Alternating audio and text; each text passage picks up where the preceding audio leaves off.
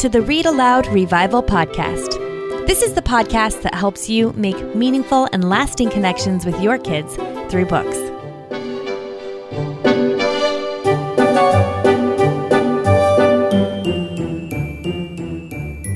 Hey there, Sarah McKenzie here. This is episode 85 of the Read-Aloud Revival podcast, and thank you as always for joining me for today's show.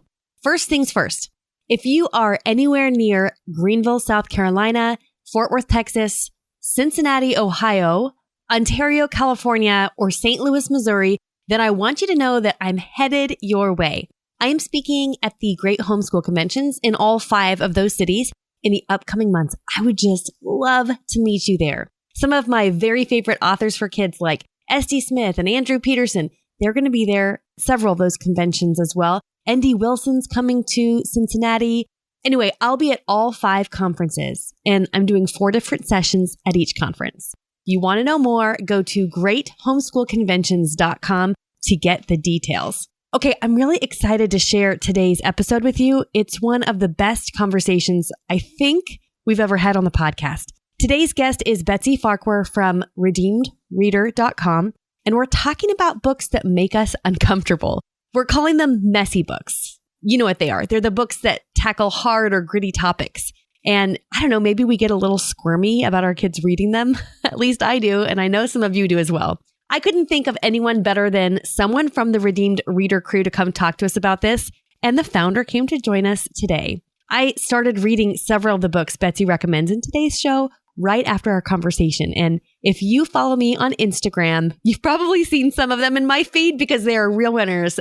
For example, The Vanderbeekers, which is not a messy book, by the way, at all, but instantly become one of my all-time favorites. It's perfect for those who enjoy the Penderwicks. Anyway, you can see other books I recommend on the Instagram feed by going to instagram.com/readaloudrevival, or just look for me there. I'm Read Aloud Revival.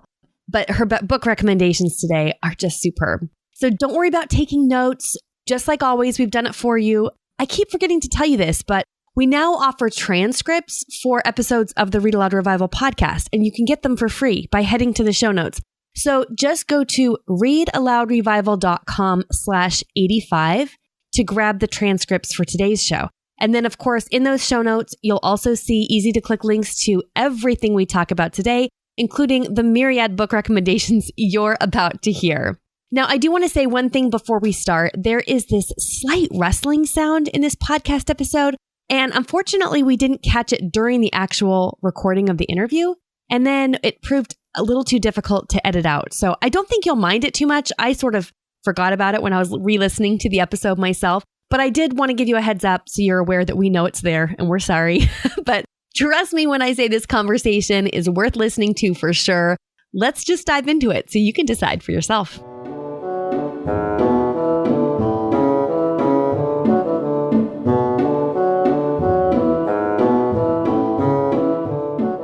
When our kids are tiny, it's not terribly hard to choose good books, right? But as they grow older, the issues that come up in books tend to get a little more complicated, a little more messy. So how do we as Christian parents navigate that? How do we navigate those waters? We're diving into that today with Betsy Farquhar from ReadMeReader.com. Betsy's the managing editor and staff writer for Redeemed Reader, and it's a site many of you may be familiar with. Redeemed Reader is not just about book recommendations, although they do lots of those. They're also very interested in helping parents and teachers help the children they love to read both discerningly and redemptively. We're going to get into that. Betsy studied children's literature at Covenant College and earned a graduate degree in children's literature from Hollins University. She taught middle and high school English in several Christian schools and also earned a degree in library and information science from the University of Tennessee. She even served for a short time as a school librarian and currently serves on World Magazine's Children's Books of the Year Committee. I'm so excited to talk to her today. Betsy, welcome to the Read Aloud Revival. Thank you, Sarah. It's an honor. Do you want to tell us a little bit about Redeemed Reader? Sure. It started, I think, in 2011, and it's grown since then. And our purpose has been the same pretty much since the beginning. We started wanting to review books from a distinctively Christian worldview and not just throw up a stoplight and say, don't read this book, but really try to analyze what's out there right now. There's so many lists of great classics, but it's really hard to find resources for what's in Barnes & Noble today. And so that's sort of our emphasis, is how do we navigate today's children's literature culture as Christians? I love this so much because I think you're right. It's fairly easy to go, figure out which classics to read. A lot of times I hear Christian parents say, just read the old stuff and you'll be fine. I think, but you're missing an awful lot of really good books if you stick with just the old things. So I really love that you're committed to that, helping kids read what's coming out now.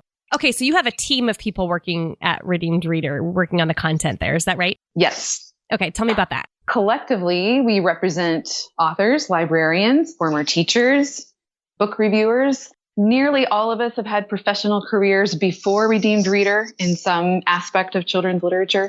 So it's just a delight to work with like-minded women who are eager to talk about books. There's no way one person could read enough books in a year. So it's great to share the load. We often read some of the same books and have these great conversations. And then we try to put those in virtual format on Redeemed Reader so you can all enjoy. So how do you choose the books that you write about on the site? The short answer is whatever piques our interest. The long answer is it's a combination of what's available and what we think is a good fit for our audience. So part of that would be books that we think a Christian audience really wants to know about. These are just great books. And then the other side of that question is sort of an awareness angle. These are the books that are winning awards. These are the books that are going to be on your child's school reading list or in your child's friends' school lockers, and you might want to know about them. So it's kind of a two-pronged approach. So we're keeping our ears open. What's getting buzz? What are people talking about? And then also trying to find those gems that really deserve a broader audience. So today we're going to talk a bit about what we're going to call messy books. A little bit complicated, a little bit messier. I love that term because it really makes a lot of sense to me as a parent. But can you tell me more about what we're going to call messy books? What do we mean by that exactly? When we use the term messy books, obviously the opposite of messy is clean, like a hotel room, but that can be a little sterile. And so often the books that are really trying to grapple with real life, real humanity, they're just not neat and tidy. They're a little frayed around the edges. And there's kind of two camps. You've got the ones that deal with real broad global cultural issues like poverty or racism or justice. And then you have the group that kind of tackles things on a personal level. Maybe it's a character failing, a moral issue, bad language, lying, a whole host of much more character-driven issues. And both of those are sort of messy books, although you might handle them a little bit differently when you read them. So when you're reading a book and you realize this is a little messier, it's a little frayed around the edges, it's not clean and tidy, are you watching for particular things? What are you looking for exactly? So that depends on why I'm reading the book. If I'm reading it to review it, I have my Post-it notes out and I'm flagging like crazy. Yeah. And then if I'm reading it with my children unprepared, which I don't recommend, but we've all done that. Yep. Sometimes we'll just stop in the middle of a book and either talk about the issue or just maybe a quick reminder. Remember, we don't talk like this.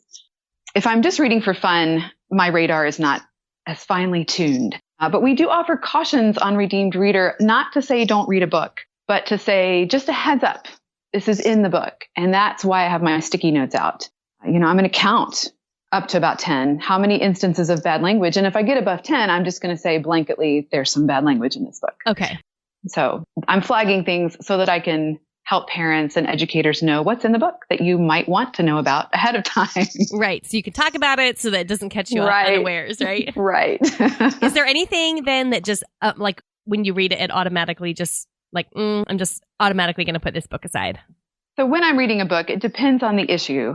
If it's an issue of physical intimacy that's inappropriate, or a gender identity issue, or some of these real hot button, very mature themes, depending on how the author starts out handling it, I may put the book aside and just see if it gets more media attention. If nobody else is talking about it and it's not the kind of book my audience is really going to enjoy, I'm not going to read any further. If it's language, I'll read further. And lots of times, Great Gilly Hopkins is a fantastic example of how language sometimes is really necessary to give you a picture of the person's character. But if it's a very graphic description of something, then I'm probably not going to keep reading. So when you're talking about messy books, do you think those are primarily books that are coming out today? Do you run into older books that are messy, that you would call messy? Well, frankly, Genesis is pretty messy. I decided when I did a Bible study on it a few years ago that I would not be allowed to watch that movie. So it is important to remember that there's nothing new under the sun. And that's a comfort. We can go back to the Bible and how does the Bible handle this issue? But the difference, I think, between a lot of older literature and a lot of the brand new stuff is that a lot of older literature, Bible included, Shakespeare, even the Canterbury Tales, there's an element of hope. There's the recognition that these are issues and that people need to be redeemed out of that sin and misery, not that it's a normal way of life and we need to just embrace it and sort of buck up. Mm-hmm. So that's a significant difference. But it is very true that if you read a Shakespeare play with your children or Genesis, you're going to have to talk about some hard issues. Mm-hmm. They may not be graphically described in quite the same way, but starting in Genesis 3, you've got idolatry, hatred, murder, and it goes downhill from there. Right.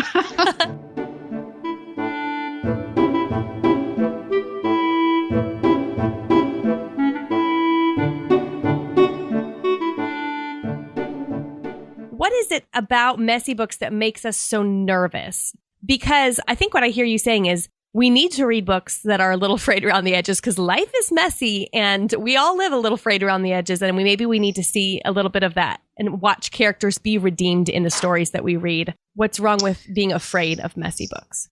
Oh, wow. There's a lot in that question.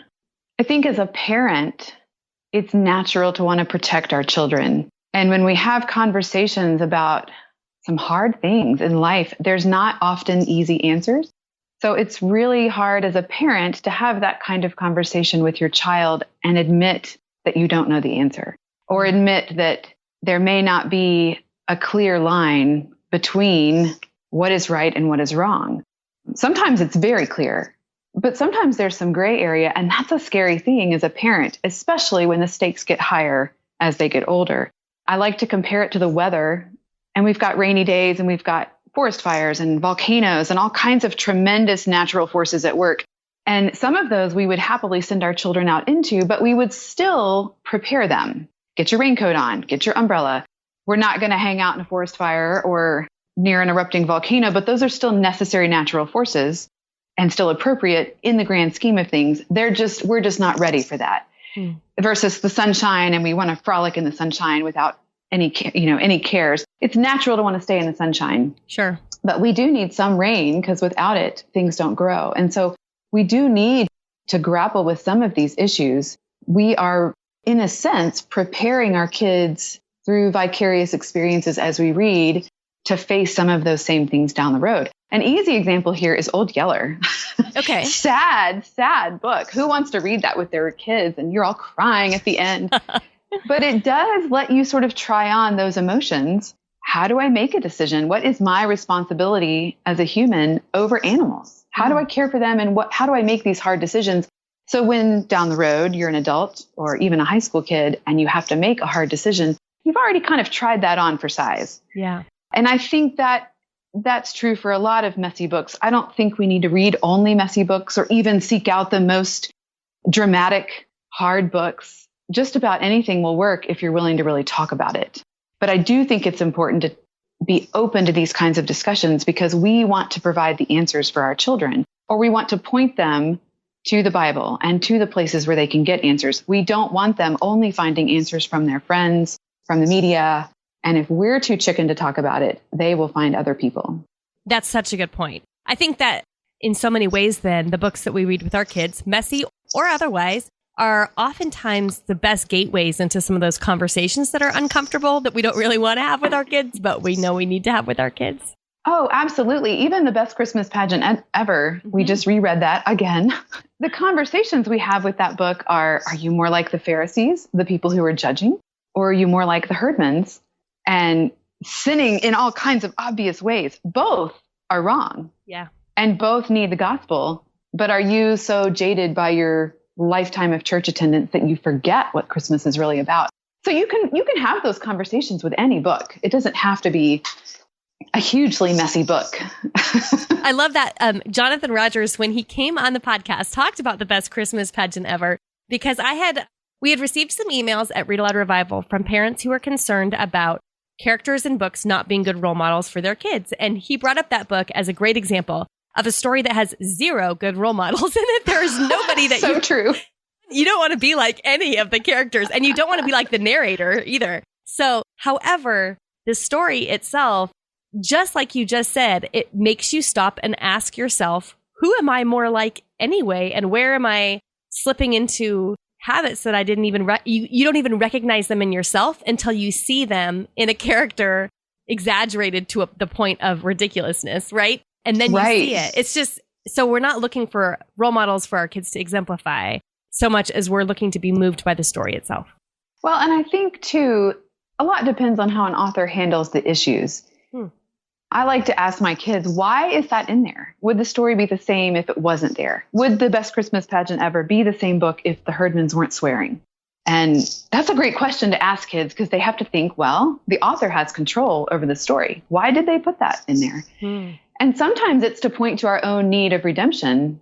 And sometimes it's to point to a character's complete depravity. We are reading the Harry Potter books as a family, and we've had some really interesting conversations about Voldemort, the bad guy, along these lines. Why does he kill people? And it's really gotten them to think this is exemplifying his complete lack of concern for human life. And that's a great conversation to have, because it opens the door for all kinds of other society issues that demonstrate a similar lack of concern for human life. But we've already tried that discussion on in a fantasy environment. So when we get to the real world, we've already laid a little bit of a framework. Yeah, you've got a little practice under your belt there. So that question, why is that in there? That's a great question to ask. So that may be the answer to the next question I had for you, which is, what do you do when your kids read a book? Let's either you're reading it with them or say they're reading it on their own, and it comes to your attention that there's something in there you are uncomfortable with, or you're uncomfortable with the way the author handled it. And so you sort of wish that book hadn't been a part of your child's reading life. What's your next step when that happens? A lot of that depends on the child. If you lay a foundation from the very beginning with Frog and Toad and Bedtime for Francis, that books are open to discussion, then it's a little bit easier. You're not suddenly becoming the censor and saying, what did you think about this book? So a lot of that depends on your family culture and the child. But I think I would still approach it similarly and say, you know what? I don't really like the way this author is treating X issue or this particular character. What do you think? And kind of get them talking about it. Open-ended questions are the way to go. You don't want to say, is the character wrong? Because then they'll try to figure out what answer you want them to say. Exactly. Yeah. But if you keep asking open-ended questions, how would you write this story? If you were writing the story of the Herdmans, do you think you would have them smoking in church? And, kind of just let them wrestle with it. If it's really egregious, I've been known to not finish a book. Yeah. There have been a couple of times. It's not happened very often. There have been times where I've simply closed the book or turned off the audio player and said, you know what? I think we will enjoy this book a little bit more in another year or two. We're just not quite ready yet. Oh. But you'd better be willing. You'd better have a backup. You need to, whenever I start a book with my kids, I'm already thinking about the next one we're going to read. Yeah, so am I. And so some of that is my own safety net, right? If we get into it and and sometimes I've just said, kids, this is just making me uncomfortable. We're just not ready. And sometimes we really talk about it. Shiloh, we listened to the book Shiloh when my kids were younger than they should have been. There's a lot of language in that book, and they're mistreating the dog, and there's some hard things in that book for a child. We had some really good discussions, though, on lying and integrity. We moved on. It wasn't a lengthy conversation, but I still had to ask because it made me uncomfortable enough to say, what are you getting out of this story? What do you think? Okay, so I noticed on your website that you've said sometimes controversial books are the hugely popular books, and we can feel a little intimidated by that. Can we talk a little bit about why that is? Why are controversial books often hugely popular? Oh, goodness. I think it's similar to movies sometimes. I would like to think better of all authors, but I do feel like there is sometimes pandering to the teen audience or tackling too much. And it's still sort of reaffirming that teen angst instead of encouraging them to mature. An easy example is Catcher in the Rye, full of teen angst. He ends in, counseling. There's nothing really redemptive about that book. 13 Reasons Why, hugely popular, would not recommend it. And again, so many issues are being tackled in that book. It's too much. It's hard to really, it's important to talk about things like suicide. It's important to talk about romantic relationships and friend relationships and how we handle those, but you can't do justice to all of those in one book. And when you're not offering hope, then the book becomes really depressing. But I think kids gravitate towards books like that because it feels like the author gets them. Oh, this person understands. And there may be some truth to that, but if there's no encouragement to mature, then there's really no benefit to keep wallowing in your own mire. Yeah, so good. Well, what you just said there is the word hope, which I just want to backtrack on a second, because that is really, I feel like, the mark of an excellent book, is a book that can get into the gritty, hard stuff, but still when you close that book at the end of the day, when you finish it up, you are left with this sort of overall feeling of hope. There has to be some kind of redemption. That doesn't mean there's always a happy ending, but it does mean there has to be an overall sense of hope, an ability to help the reader see the world with fresh eyes, kind of see things new. And unfortunately, sometimes I think the grittier popular books, especially in the YA genre, tend to forget that piece.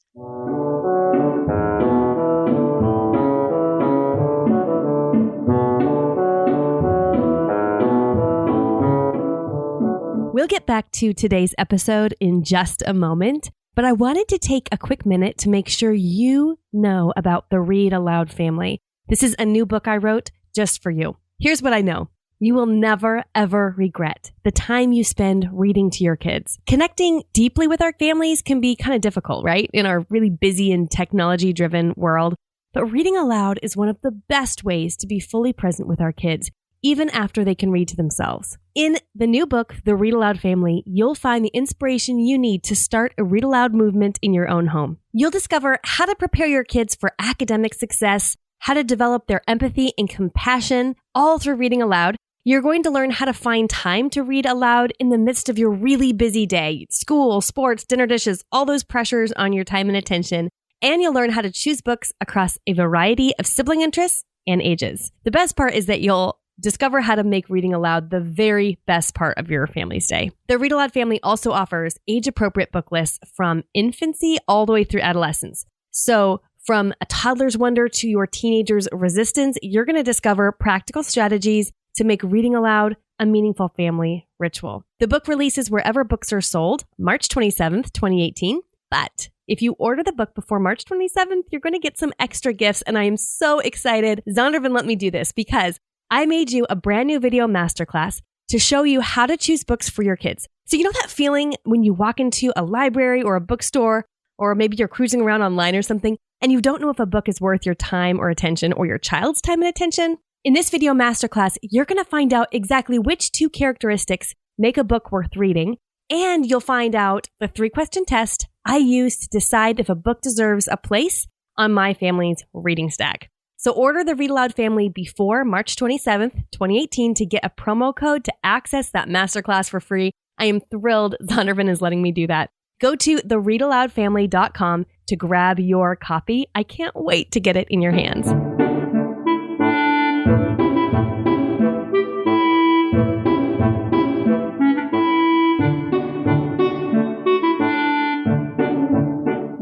So I know you have a good tip for having ongoing conversations about these issues, and particularly for using messy books as conversation starters or discussion starters. Do you have anything else you want to share with us about that? One thing I've thought a lot about this past year is, in the Bible, we're called to love God and to love our neighbor. And I think messy books can really open the door to those kinds of conversations. It's really easy to talk in general about somebody who's homeless, or somebody who's a different cultural background than me, or who looks funny, or fill in the blank issue that they may be struggling with. Mm-hmm. But when you read a book about somebody who's genuinely struggling through something, you're building empathy in the reader, and you're just humanizing this issue a little bit more. And I think those kinds of conversations can be very productive. We just read a book about so-and-so at the homeless shelter. Well, what do you think about these people we see on the street corner? And you're just connecting what they're reading to real life. And it's giving you a little bit of a hook to start talking about that. So I think that's a way to continue the conversation. A quick example from my own family. We were having a conversation about creating a safe place in our family for our family members. Like any siblings, my children argue and bicker, and they're not angelically behaved. But this was happening with their friends against each other. So we were just saying, as a family, we are for our family. And we were able to use the Weasleys from Harry Potter as an example because we've just read that. So I think the things that you're reading are forming a collective pool of information. And so when you have these conversations about loving your neighbor, you can draw from those examples because it's a very specific, sort of an emotional example in the right sense. It helps you remember, too, that the people around, it helps me remember, I should say, that the people around me that I walk by on the street, that maybe are homeless sitting on the street corner, that I see across the shopping center or at the library, they all have their own stories. And it helps us remember that when you read The Family Under the Bridge by Natalie Savage Carlson and you meet the characters in that book, a curmudgeonly old man, a family that's newly homeless, it gives you a story. And then maybe the next time you see someone who you'd otherwise walk right by, you can, like you said, I think you said it gives you a hook. And I think that's exactly the right language. It gives you something to go, oh, wait, and open your eyes to love others the way we've been called to love. Yeah, I really think there's a lot to that. One of the books we've talked a lot about this year is called Every Falling Star. Very hard book to read. Okay, I've not read it. Okay.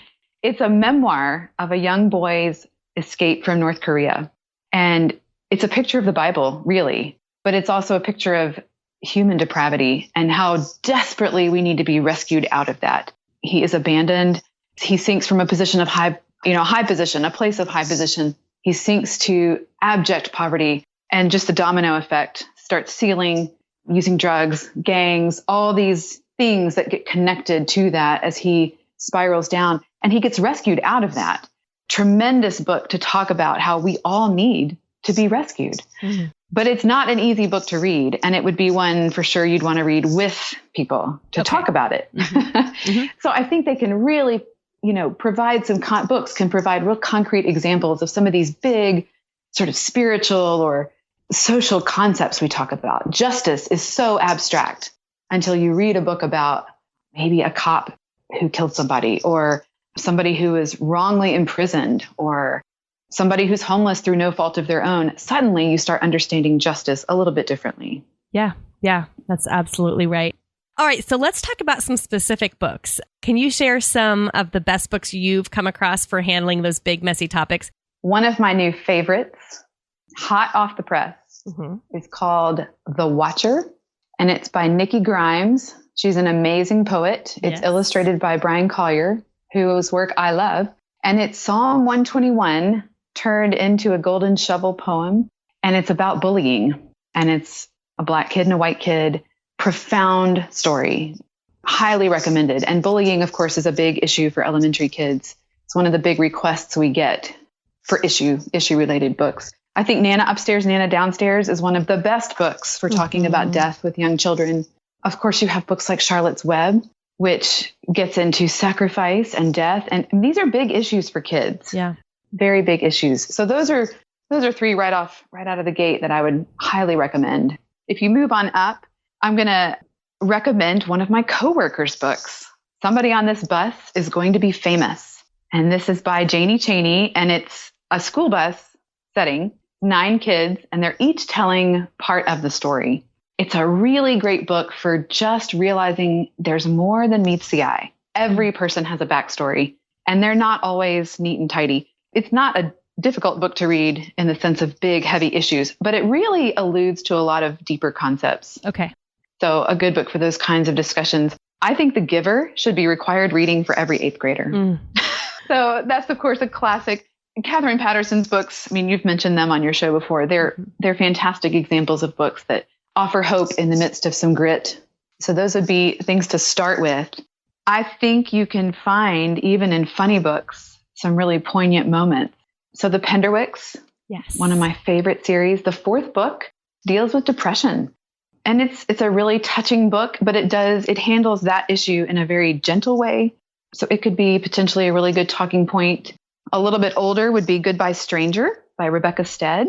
You This are is one. literally filling up my cart. I am not even kidding. I mean, some of these I've read, but Goodbye Stranger, Somebody on This Bus is going to be famous. Those are both going in my cart. Okay, keep going. So Goodbye Stranger is essentially a cautionary tale about sending inappropriate pictures over text. Aha. So well done. And I think so important for these 11, 12, 13-year-olds. They're getting their first phones, some of them, and they think, my friend wants me to take a picture of them. I don't like that picture. I think it's wrong, but I want my friend to still like me, so I'm going to take it anyways. And then just what can happen when things don't go as planned. Really well done, and very much a sort of 12-year-old level. This is not real graphic. Okay. I would encourage people to read reviews, and that may not be a book they want to read out loud to their family, but definitely worth reading.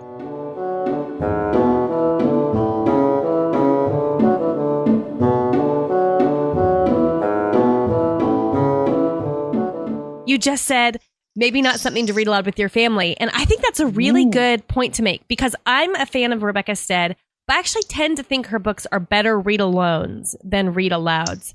There's something, I'm just thinking about When You Reach Me, for example, which I just think that there is something gained by reading that quietly to yourself. I think there's tremendous value in a parent and a child reading a book at the same time, but not out loud. Okay. So for instance, we're both, it's almost like a parent-child book club. Yes. And maybe one of them reads the book before the other, but it's done in close proximity. And so then you can have these moments. Did you like the part when such and such happened? And oh, I know, it was so sad. And it's a very different kind of conversation. And I think Gary Schmidt's books are kind of like that too. There's just a lot to ponder as you read, and you almost want to think it through on your own. Even funny books. My kids and I all read Tuesdays at the Castle, that whole series last summer. Yeah. And it was hilarious because we were all in different books at the same time. And, oh, you're going to love it when you get to book 3. And it's a very different kind of experience than all listening to it at the exact same time. But it's a lot of fun. Okay. What about some more YA books? Do you have any other? I mean, YA, I would say, is the hardest kind of book for me to find books that I love in that. And I love your guys' website. I love Redeemed Reader for this. And by the way, listeners, we'll have links to Redeemed Reader. They have fabulous book reviews separated by age that you're going to find really helpful. And a lot of times when I'm looking for YA titles, that's one of my first stops, because I have a really hard time finding YA that I love. So I'm eager to hear you give us some recommendations there. Well, you're in luck, because Janie just posted a list of the best YA of 2017. I have that up on my computer as we speak. So a couple of highlights from that list. You Bring the Distant Near by Matali Perkins. I mentioned earlier, or I've talked before, about handling too much in a book. I think Matali Perkins does a good job of picking a few things to target. So in that book, you're going to have immigration, and you're going to have culture clash and religion, but you're not also going to be dealing with, a whole host of other issues. It's really about this family and reckoning with things that are going on in our society right now that are big. Immigration is a huge issue. So this is a way to sort of flesh that out a little bit. Disappeared, a hard book to read, but a book about learning to do what is right and how hard that is sometimes, even when you know what the right thing to do is. Just a tangent that there's a lot of drug culture in that book. That's part of the plot. And if you're interested in pursuing that a little further with an easier book, Tangerine by Edward Bloor, 15 years old or so now at this point. Okay. But it's got some really good issues in it too. And it also handles, what do you do when your older brother's into drugs? There's some racism issues in that book, and even some environmentalism. It's one of those books that covers a lot of ground, but does it well. Okay. So that's maybe a 12-year-old version. Okay. Disappeared is older teen. Okay, got it. Every Falling Star, the North Korean memoir, is a good one. One series that I'm going to plug, she's only got one book on the list, the 4th one, but the whole series, we love Megan Whalen Turner's books. The last one in the series hasn't come out, so hopefully we will continue loving it. She sounds familiar, but what's... So the first one is The Thief. Okay. This year's book is Thick as Thieves. Okay. Just a fantastic series for relationships, both men and women, and they get married, and it's actually a married relationship portrayed in a YA book, which is fantastic. Okay. So it's not just the initial stages of romance, but it's real people relating to each other in real ways. And there's also some really interesting faith themes in those books, because she wouldn't call it God. It's sort of this made up Greek gods world. But the way that the characters have to reckon with divine providence is a pretty profound theme. So that's a series that I would recommend. In the whole weather analogy, these are kind of all rainy books. So I'm going to throw some sunshine titles your way. Perfect. You need to read The Vanderbeekers of 141st Street. It's a family story, middle grades. It would make a fantastic family read aloud. Okay. Just delightful. They're going to be evicted from their apartment and they're trying to convince their landlord to let them stay. So super great family dynamics. And those kind of books can be just great ways to set a good default setting. This is how we relate rightly to one another. Mm-hmm. Mm-hmm. We love Circus Mirandus. That's another middle grades fantasy book. Yep. Of course, the Penderwicks. So these are all middle grade warm fuzzies. This is a very expensive podcast interview because we really like Jason Reynolds as an author. Okay. He's an African American and he writes about African Americans. He tackles heavy issues, racism, police justice. What do you do when your mom has diabetes and your dad is out of the picture and you have to live with your aunt and uncle? Just all kinds of issues, but he does them in a way that has hope. He has strong father figures in his books. He is very respectful of people's faith. Just a really well-rounded approach. They're not easy to read all the time. Mm-hmm. His latest, Long Way Down, we're going to review that in a few weeks. I would read it first or read the reviews pretty carefully before you hand it to a kid. There's a fairly wide age range in his books. Some books are for middle grades. Some books are definitely YA. But if you're looking to kind of dabble in those kinds of questions, he's a good author for that. And then we reviewed a nonfiction book called Under Our Skin by Benjamin Watson. And again, upper teen and adult, but it's also looking at racism from a similar angle. I believe the author is a Christian. So those can make a nice pairing. Okay. You really want to actually be intentional. We are going to read some things about racism and kind of grapple with this together. Those would be a good starting point. Perfect.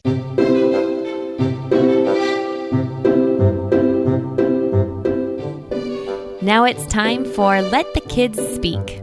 This is my favorite part of the podcast, where kids tell us about their favorite stories that have been read aloud to them. Hi, my name is Taylor. I'm 11 years old and I live in California, and my favorite book that's ever been read aloud to me is Red Wall, and I like it because Matthias finally finds out who he really is.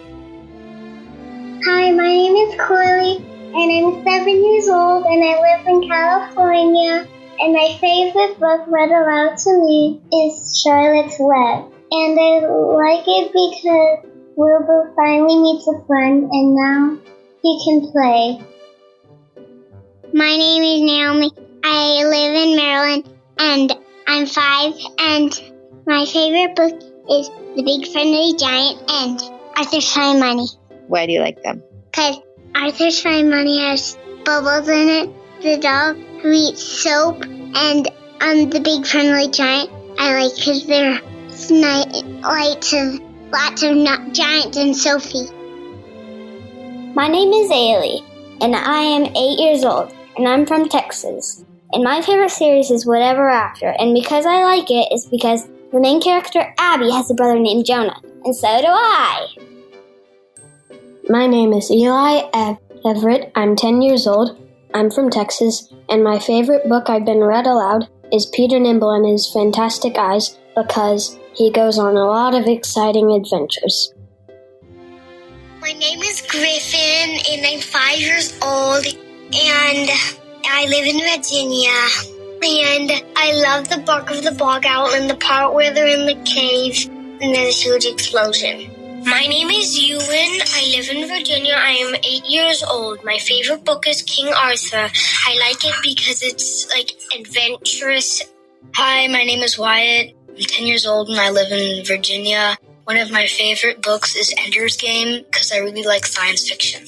My name is Lily, and I'm 12, and I live in Virginia. My favorite book is Anne of Green Gables because of the sense of belonging, love, and friendship she shares with the other characters. Also because we both share one thing. We both hate geometry.